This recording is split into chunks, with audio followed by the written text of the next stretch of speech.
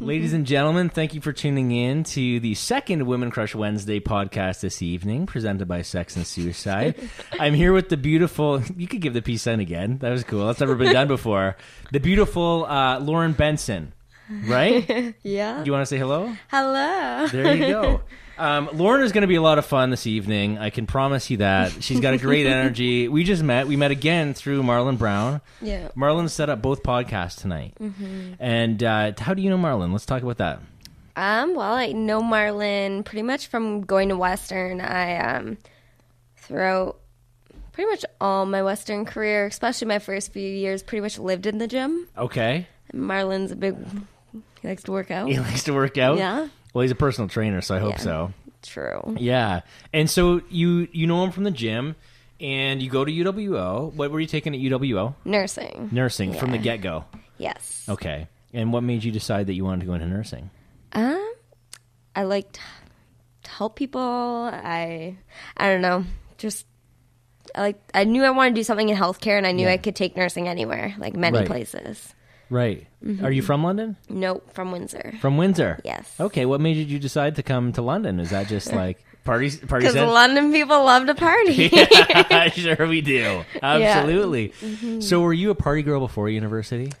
I partied, but like not like people party in London. Okay. Tell me how people party in London.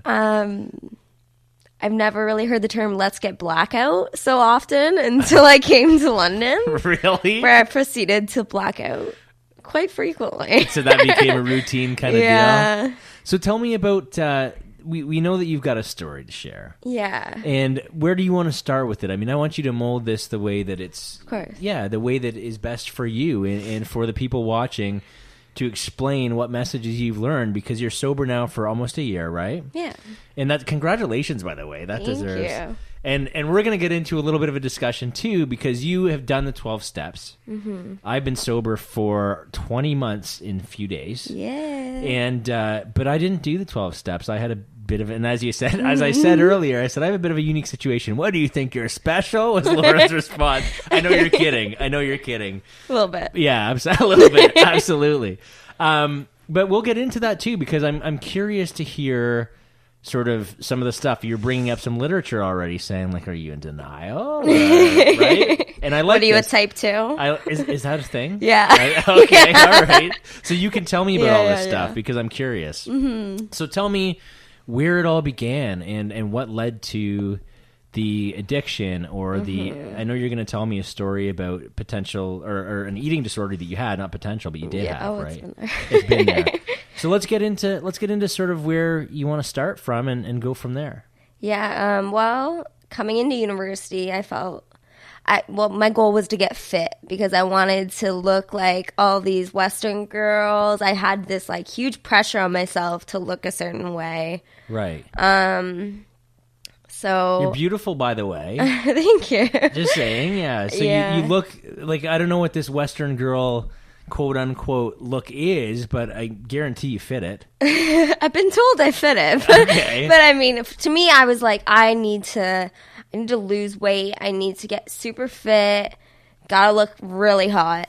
And I mean, it got very excessive, obviously. I was exercising like crazy, like at least 2 hours a day. Wow. I was eating, like, I started to eat healthy, and then I developed a fear of food. Okay. Like a complete, like, I'd eat maybe 5 foods and maybe 500 calories in a day. Wow. Like, and it was just like I was terrified to eat because a big part of it, as I got skinnier, I had worse body dysmorphia. So, like, I couldn't see myself as who I was.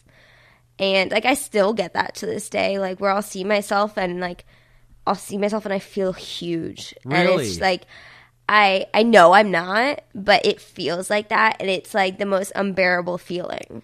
What does that feel like? It's just like I look in the mirror and it's like it's not like I see this huge fat person, but I see every imperfection and every little thing. And I feel like I'm like 300 pounds, and I know I'm not. Right. But it's just uncomfortable. Like, I used to put off showering all the time because I didn't want to take off my clothes because that was so, just like to expose myself, like that was so uncomfortable. Really? Yeah. Wow. So how did you deal with it? Well, I pretty much got forced into help by my family because they were like, you're slowly killing yourself. Like, Right. you're 80 pounds and killing yourself. Yeah, I changed to a completely different person. Like, I had no life to me. I had no personality. I was depressed. I couldn't stay awake past like 8 p.m. And if I was, my mind was spinning about food. I knew every day what I was going to eat the next day.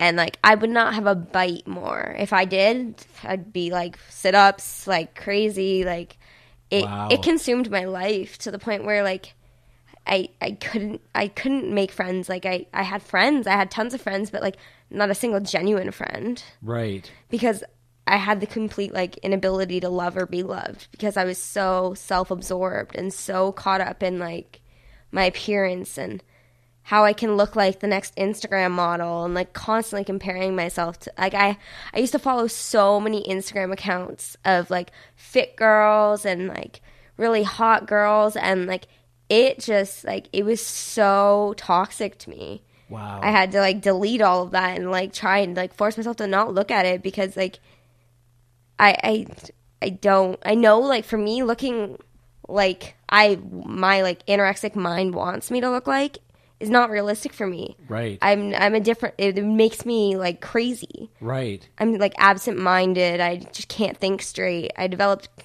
tons of depression and anxiety. Right. Yeah. Do you think that's a big thing in university now? Because I've never... Instagram is a newer thing to me. It's been obviously introduced within the last couple of years, 2-3 years. Yeah. I still don't really know how to use it properly, right? But we talk about social media a lot on here, and we talk about how we feel that it's creating a mental illness. Oh, my God. Yeah, and you're kind of living proof that it did in a way. Yeah, like it totally fed my anorexia. And really? Like my... just hate for myself. Like it was like a weird mix between a like obsession of myself and the way I looked mixed with like a complete hate and disgust of myself to the point where like there were so many times where like obviously I didn't want to kill myself, but I would look in the mirror and I'd just be like, I don't want to live anymore. I don't want to be stuck in this body. I hate myself. I look at myself and I'm just like, I want to cry. I just stand in front of the mirror and cry all the time. And, like, my parents, my family was so helpless because, like, they just wanted me to eat, but I wouldn't. Like, for the life of me, I would not eat. I would, like, if you were going to tell me I couldn't exercise, for probably 2 years, I only took Christmas off from the gym. Wow. And I was probably in my room doing sit-ups and going for a run, something. It was, like, it completely controlled my life, and it's just, like, my parents felt helpless because, like, it's a touchy subject, too, like, I'd have people constantly saying, like, you're getting thin, you're like, are you okay? And then like, other people being like, oh my God, you look so good, you've lost so much weight. And I'm like, yeah. Wow.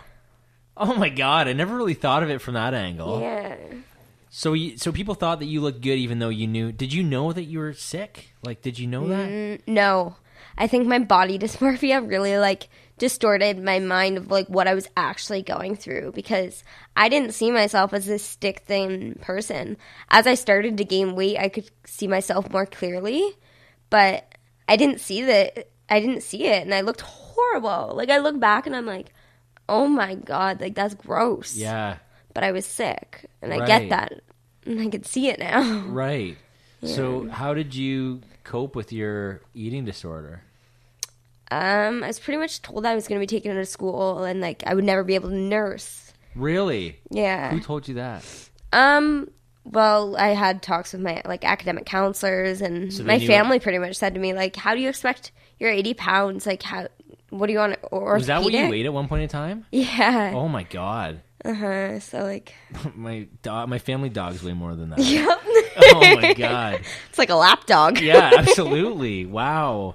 So you were 80 pounds and people basically told you that you couldn't move forward unless you made some changes? Yeah, and I mean, like, that was my motivating factor pretty much, and I went to BANA, which is like an eating disorder program, and they gave me meal plans, all this stuff, which I really didn't follow. They told me I couldn't exercise, which I did never stop. Like, it was just too hard. Like, but I slowly gained weight to like get healthier to enough to like proceed on, and I've kind of managed it myself. And I know it's not exactly a healthy way, but like I always said to myself, you know what? I'm just gonna gain weight to make everyone happy, and if I look horrible, I know how to starve myself and get back to this. So whatever. Really?